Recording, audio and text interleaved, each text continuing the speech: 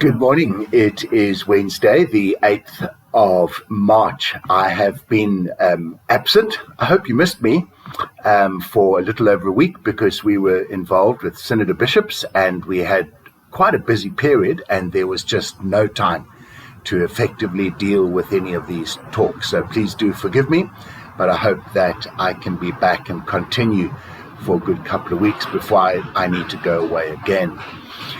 Today we have picked up the book of the prophet Jeremiah, and we will be working through that now for a good period of time. Jeremiah, an amazing prophet, sometimes referred to as the weeping prophet, because his message to Judah was one filled with great woe, and one gets the feeling that Jeremiah, probably something of a timid person, but who nevertheless was filled with the power of God and knew precisely what God wanted the message to be, and was very willing, well, not willing, but was prepared to share that message. But it came in a sense with great personal cost to himself. And he arrived on the scene as a prophet during the reign of King Josiah, who is known as one of the better kings of Judah, who had tried to bring about change, but the people simply paid lip service to the changes and the restoration that King Josiah attempted, and this Jeremiah picks up on. And in today's passage, Jeremiah 3:6-18, there is a direct reference to that. Jeremiah, as I said, came during the reign of Judah and shortly after the fall of the northern kingdom of Israel. And again, in today's reading, Jeremiah 3:6-18, there is a reference to God issuing, as is put by Jeremiah, God issuing a certificate of divorce to the unfaithful wife, which is Israel. The 10 tribes of the nation of Israel that existed in the north with their capital Samaria. And they were attacked by the Assyrians and taken off into captivity. And effectively that's the end of those 10 tribes. And Jeremiah has the message to Judah saying, learn from what happened to Israel. We worship a God who is incredibly faithful and just, but a God who does have limits or boundaries. And there will come a time when we will be punished for our sins. Look at what happened to Israel. And a lot of Jeremiah's lament is the way that Judah does not listen. They see it, they talk about it, they are shocked by it, but then they promptly continue with their bad lifestyle. And Judah warns that this will bring about their own destruction. So Israel destroyed in about the year 721 BC. And now, for the life of me, I can't remember when Jerusalem and Judah was destroyed, Jerusalem being the capital of the southern kingdom of Judah, which consisted of 2 tribes, the tribe of Judah and the tribe of Benjamin. But it certainly wasn't a very long time after, and it happened during Jeremiah's lifetime.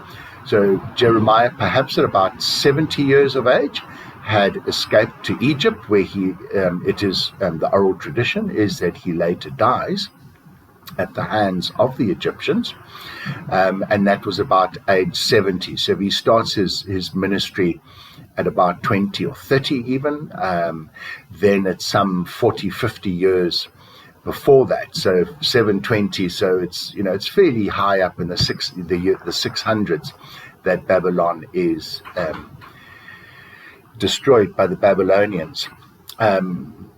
Jeremiah doesn't have many friends. He's that kind of a person, but he does befriend the king, Josiah, who rather foolishly goes out to fight the Egyptian pharaoh, who is traveling up the coast, heading north to come to the aid of Assyria that was being attacked by Babylon. And Josiah goes out to fight Egypt, and he is destroyed in that battle. Judah loses that battle, and you have then a very quick succession of another 3 or 4 sons and relatives of Josiah who are made king. One of them, and I just cannot now remember their names, is only king for about 3 months before he incurs the wrath of Pharaoh and is replaced. And Jeremiah is the prophet through all of these. His life becomes very torrid at this point. He's often put in prison, a form of house arrest. He gains small glimpses of freedom before he's promptly arrested again. Many of the kings were very duplicitous. They would say to Jeremiah, "Tell me the future, and I will release you."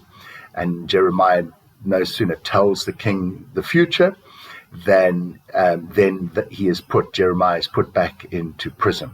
And this continues until Babylon comes to besiege Jerusalem. They have one attempt at a besiege. That's the story of when Daniel and his 3 companions are carried off into captivity.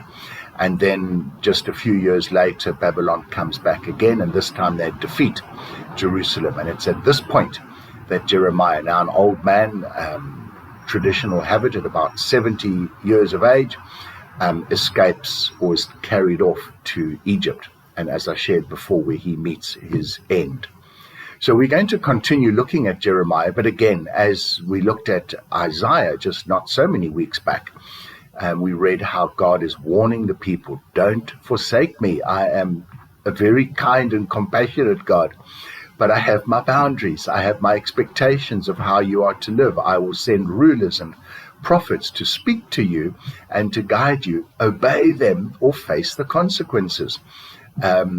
And so whilst there is a tremendous similarity in the refrain, and perhaps exacerbated because we're in the time of Lent, nevertheless, this is a warning we should take seriously, and one which reverberates and resonates well with me, and I hope it does to you as well. Let me pause at this point because we'll pick up more of the message of Jeremiah from tomorrow.